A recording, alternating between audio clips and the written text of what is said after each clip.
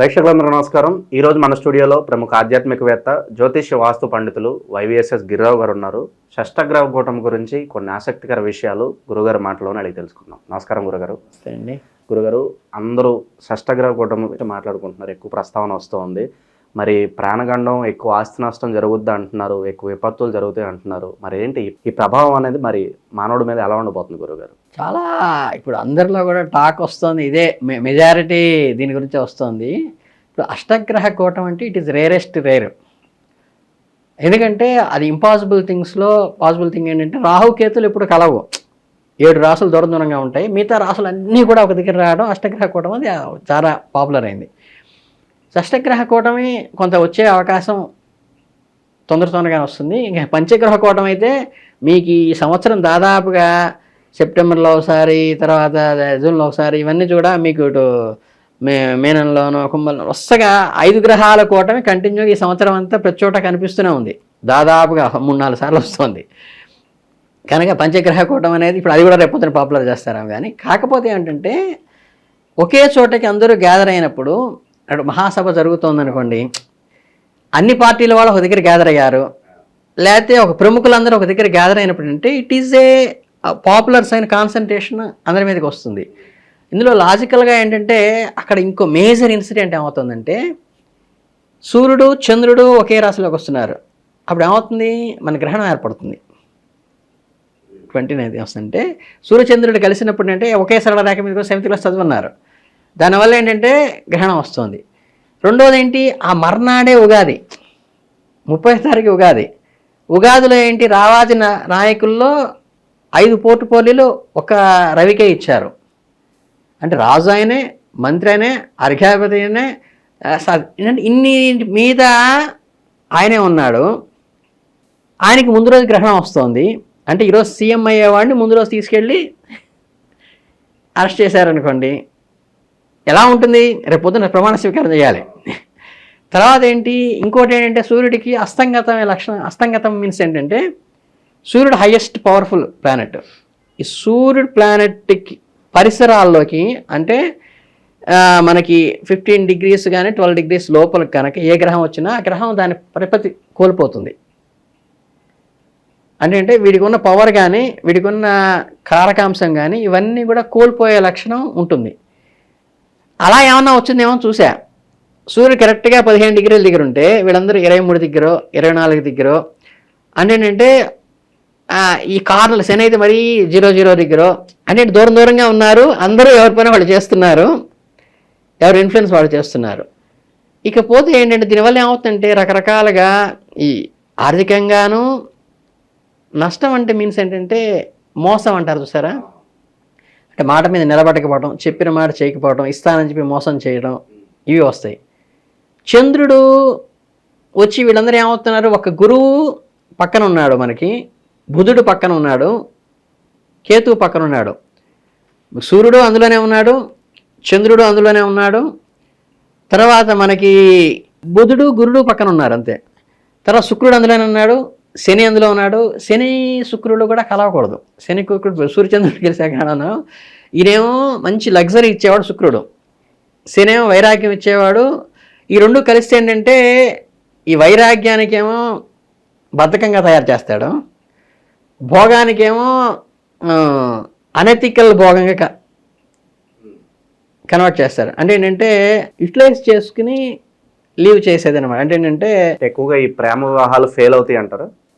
ప్రేమ లేనటువంటి బంధాలు ఏర్పడతాయి. లక్షణాలు ఏంటంటే అవి ఒరిజినల్ జెన్యూన్ ఉండదు. ఇప్పుడు జెన్యూన్ ప్రేమ ఉందనుకోండి, ఎవరైనా ఒక అబ్బాయి ఒక అమ్మాయిని ప్రేమించుకుంటే వాళ్ళ తల్లిదండ్రులు ఒప్పుకున్నా ఒప్పుకోకపోయినా 4 ఏళ్ళు 5 ఏళ్ళు 6 ఏళ్ళు అలా 5-6 సంవత్సరాలు అడిగి తల్లిదండ్రులు ఒప్పించుకుని పెళ్లి చేసుకునే వాళ్ళు, నిజాయితీగా ఉండేవాళ్ళు ఈ రోజుకి ఉన్నారు నాకు తెలిసి. కానీ అలా కాకుండా యూజ్ అండ్ త్రో అంటారు చూసారా, నమ్మించి మోసం చేయడం అంటే ఏంటంటే ఇటువంటి బంధాలు ఎక్కువ ప్రేరణ వస్తాయి. తర్వాత తల్లిదండ్రుల్ని గౌరవించినటువంటి పుత్రులు అని అంటే మనం ఇప్పటికీ కూడా, నేను ఇప్పుడు నాకు 50 ఏళ్ళు వచ్చినా లేకపోతే ఇంకోళ్ళకి 60 ఏళ్ళు వచ్చినా రే అని తండ్రి అంటే ఆయన 90 ఏళ్ళు వాడు కదలలేని వాడు ఉన్నప్పటికీ కూడా నాన్నగారు అంటే ఆ అలర్ట్నెస్ అనేది, ఆ ఎథిక్స్ అనేది ఉన్నాయి.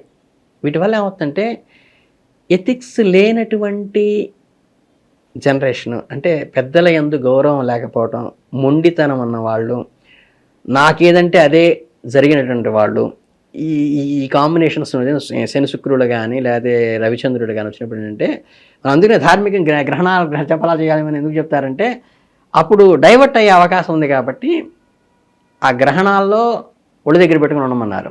అలా శని శుక్రుడు కలిసినప్పుడు ఒళ్ళు దగ్గర పెట్టుకుని ఉండమన్నారు.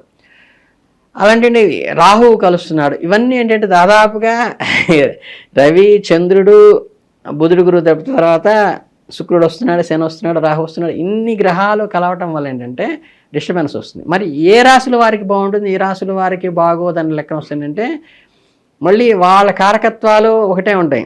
ఇప్పుడు ఒక ఆయనకి మేషం ఉన్నాడు అనుకోండి, మేషం వచ్చేసరికి వీళ్ళందరూ వ్యయంలో పడ్డారు. 6 గ్రహాలు ఒకసారి వ్యయంలో పడ్డాయి అనుకోండి, అంటే వ్యయం అంటే నష్టం చేయటం, చెడు చేయటం. అప్పుడు ఏమవుతుంది, వీళ్ళ ఈ 6 గ్రహాల యొక్క కారకత్వాలన్నీ కూడా వ్యయంలో పడిపోతాయి ఆయనకి. ఆ ముందు ఆయన వృషభం ఆయన ఉన్నాడుకు వీళ్ళందరూ లాభంలో పడ్డారు ఆయనకి. అప్పుడేమవుతుంది, ఆయన కొంచెం బెనిఫిట్ అవుతుంది. ఈ రాశుల వాళ్ళ వల్ల వృషభానికి బెనిఫిట్ అయ్యే అవకాశం ఉంది. మిథునం ఆయన ఉన్నాడు అనుకోండి, ఆయన చక్కగా దశమంలో పడ్డారు రాజస్థానంలో. తర్వాత కర్కాటక రాజస్థానం అనుకోండి, నవమ స్థానంలో పడ్డ హైయర్ ఎడ్యుకేషన్కి వాటికి వాటిలో లాభం వస్తుంది ఆయనకి. తర్వాత ఆయనకి అష్టమంలో పడిన అనారోగ్యం ఇవి సమస్యలు వచ్చే అవకాశం ఉంటుంది. వీళ్ళకి వచ్చేసరికి సప్తమంలో వస్తుంది కరెక్ట్గా. అంటే మేషం ఆయనకి కొంచెం అన్ని వ్యయంలో పడ్డాయి, వృషభం ఆయనకి లాభంలో పడ్డాయి, మిథునం ఆయనకేమో దశమ స్థానంలో పడ్డాయి, సింహం కర్కాటకం కన్యకు వచ్చేసరికి ఈయనకి కరెక్ట్గా సప్తమ స్థానం రిలేటెడ్గా ఉన్నటువంటి వాటిలో శుభగ్రహాలు శుభం, చెడు గ్రహాలు చెడు చేస్తాయి. అంటే మనకి పార్ట్నర్షిప్ డీట్స్ కానీ, ఈ స్పౌస్ కానీ, ఈ లవ్ కానీ, అంటే మనకి జీవిత భాగస్వాములు పార్ట్నర్స్ అనే దానికి సప్తం. తర్వాత ఇతరులకు వస్తే వాళ్ళకి ఆరో స్థానంలో పడినప్పుడు ఏంటంటే అనారోగ్య సమస్యలు కానీ, వివాదాలు కానీ వాటికి వస్తుంది. అట్లా పంచమ స్థానంలో ఉన్న వాళ్ళకి ఏంటంటే పుత్రస్థానం సంబంధం ఏంటి వస్తుంది. 3వ స్థానంలో పడినప్పుడు బ్రదర్ ఇది వస్తుంది. అట్లా ఒక్కొక్కళ్ళకి ఈ మామూలు జాతకం చెప్పేటప్పుడు ఏ కారకత్వాలు చెబుతామో అవే వస్తాయి. కనుక ఏంటంటే అందరికీ ఒకటే కాదు, ఇది అందరికీ ఒకటే ఏంటంటే మాకు ఈ హోర అనేదేమో వ్యక్తులకు వస్తుంది, మనకి మొత్తం ఓవరాల్గా ప్రపంచానికి ఎలా ఇప్పుడు మీరు పంచాంగ శ్రవణాలు కూడా ఈ రాశి వాళ్ళకి రా, ఈ రాశి వాళ్ళకి రా చెప్పేది వ్యక్తిగతాలకి అది వస్తుంది. అలా కాకుండా ఈ సంవత్సరం మొత్తం వర్షాలు ఎలా పడతాయి, ఈ సంవత్సరం మొత్తం అర్ఘ్యాలు ఎలా ఉంటాయి, ఈ సంవత్సరం మొత్తం సస్యాలు ఎలా ఉంటాయి అని ఏదైతే చెప్తామో అలా ఓవరాల్గా ప్రపంచానికి ఇబ్బంది కలిగే లక్షణాలు మాత్రం దీనివల్ల వస్తాయి తప్పితే వ్యక్తిగత జాతకంలోకి తీసుకుంటే ఏ రాశి వాళ్ళకి మంచి చెడు అనేది మళ్ళీ ఆ రాశి వాళ్ళకి ఎన్నో రాశిలో ఈ షష్టగ్రహం వచ్చిందనే దాని మీదే ఉంటుంది తప్పితే అందరికీ కామన్గా ఒకటి చెప్పడానికి కుదరదు. దీనివల్ల ఏంటంటే ఎథిక్స్ దెబ్బతింటాయి, పొలిటికల్ ఎథిక్స్ దెబ్బతింటాయి, వ్యాపారంలో ఎథిక్స్ దెబ్బతింటాయి, ఈ రిలేషన్స్లో ఎథిక్స్ దెబ్బతింటాయి. పెద్దవాళ్ళు యువత కూడా చెడుదారి పడడం కోసం కనిపిస్తున్నాయి. ఇప్పుడు డ్రగ్స్ అని చెప్పి చాలా తప్పుదారి పడుతుంది, ఆస్కారాలు ఉంటాయి. అంటే విజ్ఞత కోల్పోయి, ఎథిక్స్ మీన్స్ అదే నిబద్ధత కోల్పోతారు. పాలిష్డ్గా చెప్పాను, మీరు అవే వ్యసనాలు అవి చెప్పారు. అవేంటంటే కన్వర్ట్ కావడానికి ఆస్కారం ఉన్నది. ఎందుకంటే గ్రహరాజు అందులో ఉన్నాడు, గ్రహరాజు గ్రహణం బట్టి ఉన్నాడు, మర్నాడు వచ్చేదానికి ఈయనే రాజు, తర్వాత ఈయనే సేనాధిపతి, ఈయనే మేఘాధిపతి, ఈయనే అర్ఘ్యాధిపతి. 5-6 పోర్టుపోరులో మనకు సీఎం గారి దగ్గర కనుక 4-5 పోర్టుపోర్లు పెట్టుకుని ఆయన అనారోగ్యంలో పడి ఆయన మర్నాడు ప్రమాణ స్వీకారం చేయాలంటే ముందు రోజు జైలుకి వెళ్ళి వస్తే పరిస్థితి ఏంటి మీకు లౌకికంగా అర్థం కావటం కోసం. మేజర్ హోమ్ మినిస్టర్ ఆయన దగ్గరే ఉంది, ఫైనాన్షియల్ మినిస్టర్ ఆయన దగ్గరే ఉంది. అర్థమైందా? అంటే శుక్రుడు అక్కడే ఉన్నాడు, శని అక్కడే ఉన్నాడు. వీళ్ళందరూ ఆయన దగ్గర ఉండి ఆయన అన్ని పోర్టుపోలు ఆయన పెట్టుకుని ఆయన రేపొద్దున ప్రమాణ స్వీకారం చేయాలి, ముందు రోజు గ్రహణంలో పడ్డాడు. పొజిషన్ ఎలా ఉంటుంది అంటే రాష్ట్రంలో కానీ దేశంలో కానీ దేశ హెడ్ కానీ రాష్ట్ర హెడ్ కానీ అలా ఉన్నప్పుడు పొజిషన్ ఎలా ఉంటుందో ఈయన గ్రహరాజు, సూర్యుడు గ్రహరాజు. ఇవన్నీ కలవటము, ముందు రోజు గ్రహణం రావటం, ఆ మర్నాడు అన్ని పోర్టుపోలకి ఈయన అధిపతి వహించాల్సిన అవసరం రావటం ఉగాది రోజు. దీనివల్ల కొంచెం ధార్మికతకి వ్యతిరేకమైనటువంటి భావజాలము కలిగిన వాళ్ళు, పాలిష్డ్గా నా భాషలో చెప్పాలంటే అనతికల్కి ప్రోత్సహించేవాళ్ళు, అన్లాఫుల్గా బిహేవ్ చేసేవాళ్ళు, వీళ్ళు ప్రొవోక్ అవుతూ అన్ఎడ్యుకేటెడ్ హైలైట్ అవుతూ విద్వత్తు ఉన్నవాడు తగ్గిపోతూ, ఇవన్నీ సామాజికంగా వ్యక్తి జాతకాలు వేరు, మళ్ళీ ఎవరికి వాళ్ళకి విడివిడిగా ఉంటుంది. ఇవన్నీ వచ్చేటువంటి ఈ కొంచెం ఇబ్బందికరమైన కీలకమైన, ఇప్పుడంటే మళ్ళీ అది అయిపోయిన తర్వాత మనం వీఆర్ సేఫ్. అంటే పురిటి నొప్పులు అంటారు కదా, పురిటి నొప్పులు పట్టేదాకా నేను ఇది చేయలేను, నా వల్ల కాదు, ఇది నాకు అవసరమా అని అనుకుంటుంది తల్లి.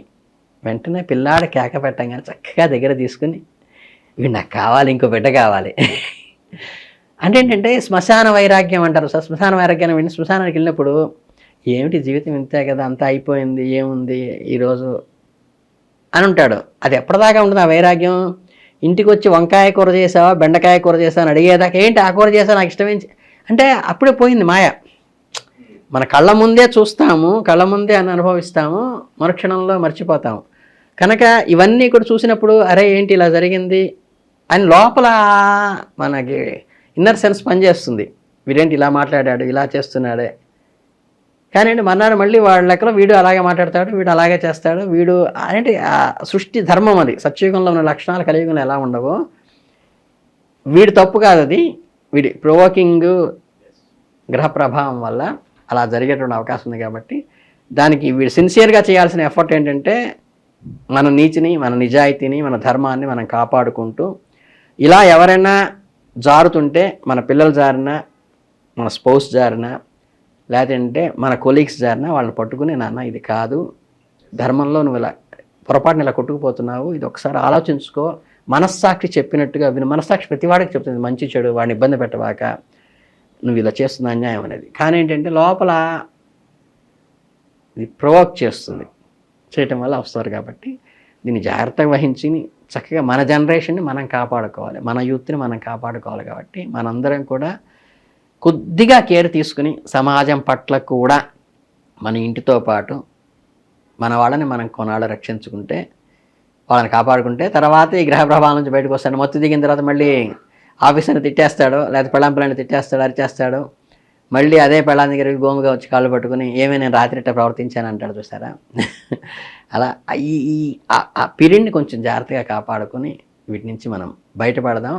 మనం ఏదో జరిగింది, మన తప్పు లేదు, అవి గ్రహ ప్రభావంలో జరిగింది అంటాం కాకుండా, ఎందుకు గ్రహ ప్రభావం మనం ఎందుకు లోను కావాలి, అంత మన జాగ్రత్తలో మనం ఉండాలి అనేది మనం మానసికంగా ధైర్యంగా ఉండి, ఈ టీనేజ్ పిల్లలకి మనం సపోర్ట్గా ఉండి, ఎవరైనా స్లిప్ అయ్యే వాళ్ళని మనం జాగ్రత్తగా చూసుకుంటూ మనం కొన్నాళ్ళు కాపాడుకోగలిగితే, మనకి మనం చేసిన కృషి, మనం చేసిన కష్టమే మన భవిష్యత్తుకి పునాదయ్యి చక్కగా వెలివిరుస్తుంది. దీన్ని మనం నెగ్లెక్ట్ చేస్తే మటుకి పీరియడ్ని, తర్వాత జారిపోయిన తర్వాత మనం దాన్ని కొన్ని పెద్ద పెద్ద వాళ్ళకే చేసిన చిన్న పొరపాట్ల వల్ల అవి ఆ మచ్చలు అలా ఉండిపోతాయి. కనుక మచ్చ పడకుండా, మన సమాజం మీద పడకుండా కూడా చూసుకుని మనం కొంచెం జాగ్రత్తగా ఉండి, ఇటు గవర్నమెంట్ కానీ, తల్లిదండ్రులు కానీ, 10 మందికి సలహా ఇచ్చే అలాంటి వాళ్ళు కానీ దాన్ని జాగ్రత్తగా కాపాడుకుంటూ వస్తే, దాన్ని సమాజం భవిష్యత్తుకి మనం చేయాల్సిన పని మనం చేయాలి. అది చేయాలి, ఏం జరుగుతుందని కాదు కానీ మనం ఏం చేయాలని తెలుసుకోవాలి. హస్తగ్రహ కూటమి గురించి ఎన్నో మాకు తెలియని విశేషాలు తెలియజేశారు. ధన్యవాదాలు. చాలా సంతోషం.